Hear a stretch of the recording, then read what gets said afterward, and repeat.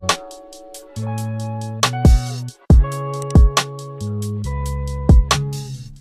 guys, welcome back to my channel. If you would like to know how I was able to get the hair from Beauty Forever to this color, stay tuned. Now, a few things I want to let you know beforehand are that I did cut the hair. As you guys remember from the last video, it was really long, like probably towards my hip line, and that was just a little too long for my liking. So I went ahead and cut it, and I gave it a little bit of shape. I just kind of cut it into a V shape, and it really helped the curls like just be a little more curly and bouncier instead of more so wavy with a curl at the end. So it's really easy to do this hair, and I absolutely love the color. It isn't too bold, it isn't too bright, but in the sun it does show you like some nice highlights. But other than that, in regular lighting, it looks a little bit like a burgundy kind of color with some brown. It's very beautiful. And I also wanted to let you guys know that I did not have to dye my own natural hair in order to make it blend. I never really use leave out. So all I do is just, I have my hair braided underneath, put on my wig cap, and I just spray some gel and water on my, the perimeter of my head, of my hair, my hairline. And I just brush it back, and that's it. And then I put a headband on to kind of make it blend. I usually use like a black headband, as you guys can see it. So yeah, this hair is awesome, guys. Now let me show you how I dyed it. Alrighty guys, so I went over to Sally's and I picked up some hair products, and I was thinking that I wanted to just dye the hair. I didn't want to wear just the natural tones, just to try something different and switch it up. So I was originally going for like an auburn color, but you're gonna see it turned into something else. So when you're dyeing your hair, make sure you first lay down a towel or a t-shirt and then pile the newspapers on top so you don't stain the counter. So I'm going to be using this Cream of Nature Ginger Blonde color. And I'm just showing you some of the things I bought. I bought that spray bottle, and I also got some latex gloves and a deep conditioner for the hair for afterwards because I still want to keep it protected. I got 40 Developer. Yeah, that's a strong one. So that's how you know this hair is nice hair, because it was able to take that. I also got the mixing bowl and the brush and BW2 powder. I always use that to get that kind of like a brassy orangey color. And I also got some extreme wet line gel because you guys have been recommending that to me, and I wanted to get away from the Eco Styler. So it's actually a great dupe, so thank you guys for that.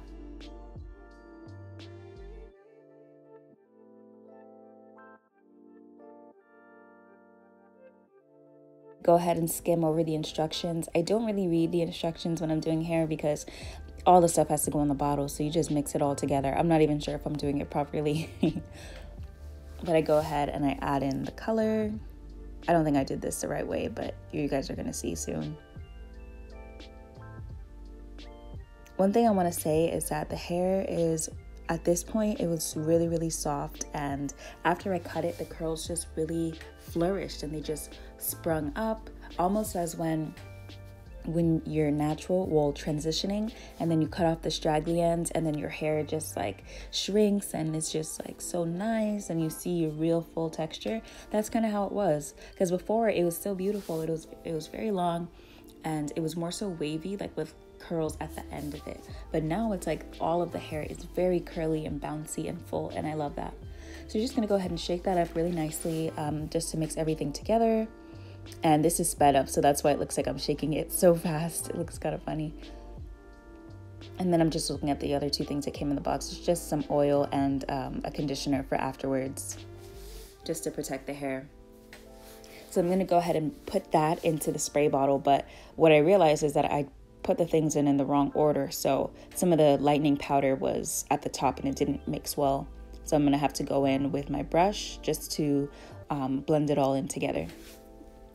Now, I remember I heard once a while ago that if you add Developer to a box dye, that's how you will actually achieve the color. So that's what I'm doing here, but I'm not measuring it at all. As you can see, I'm not a professional. I'm just adding in, just eyeballing it and seeing, you know, how much I think would be good. And then I'm just going ahead and blending it all in and mixing it until I think it's at the right consistency.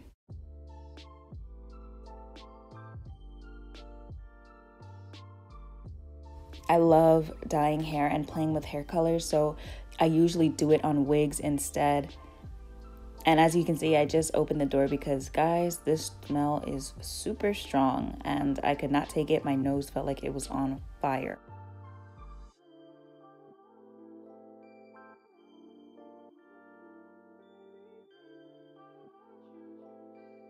And as you guys can see, I think I'm gonna go a little overboard with the developer because I'm gonna pour some more in. I'm not really sure how much I'm pouring, I'm just eyeballing it. But the main reason is because I do wanna make sure there's enough of the mix to coat every single strand of the hair. I didn't wanna fully comb the hair out and just because it would be a frizzy mess. So I just went ahead and kind of finger detangled a bit and then I started applying. So I think I made my mistake here a little bit because I applied too much in the center at first when in reality I really wanted the ends to be lighter, just the tips. But I started for some reason right in the middle, and as you'll see later on, that's gonna be where it's lightest.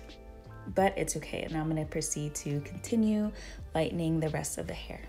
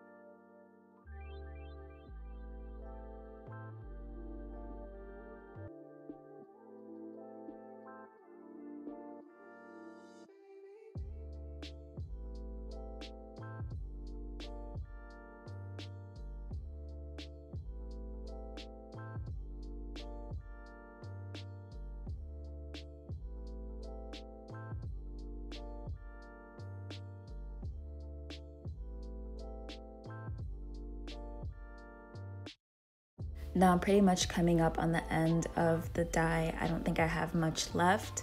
So I'm gonna go ahead and just add a little bit more of the developer and the BW2 powder and add that on top because I think it'll help create like more of the orangey tone, because that's what it usually does. With other wigs and units that I've made, all I've used is developer and the BW2 powder. I've never added a box dye with it, so I know with those two things alone, it can create the color that I'm looking for.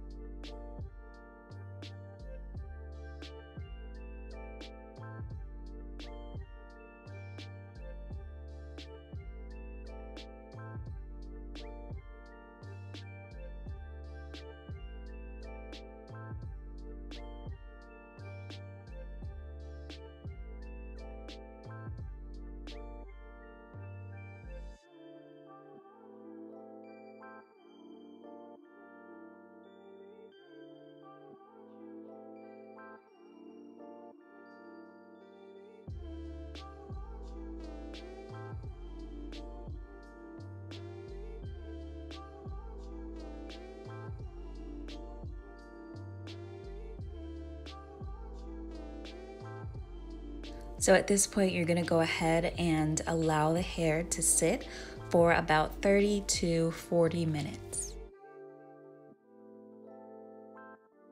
So as you guys can see, this is the finished result from that dyeing process, and this is how the hair turned out.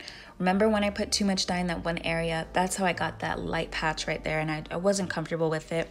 The color is nice, but it's not what I was looking for. I was looking for more of an auburn, orangey, brassy color. So what I'm gonna do is go ahead and dye it again.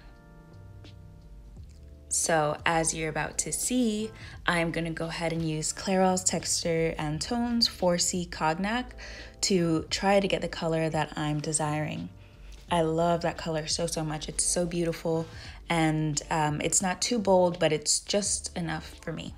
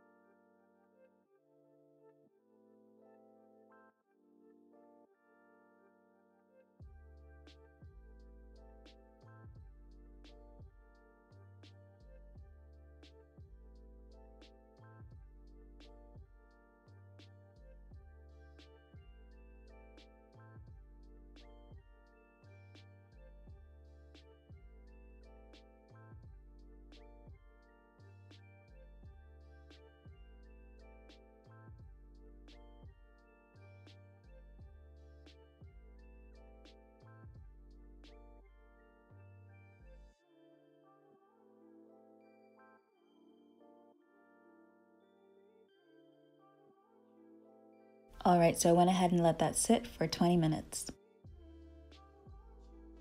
Alright guys, so that's how I was able to dye the hair. Thank you so much for watching, and before I go, I want to give my subscriber shout out to Alicia Deshay. Make sure you go check out her channel. Her link will be in the description box and her name will be right here. She is so sweet, guys, and she's also just embarked on her rice water journey, so make sure you go follow her. And thank you so much for watching again. I appreciate you guys so much. We just hit 13,000 subscribers and I can't thank you guys enough. I have a giveaway coming soon. I'll let you guys know more about that in the near future. So thank you so much and bye. Have a nice day.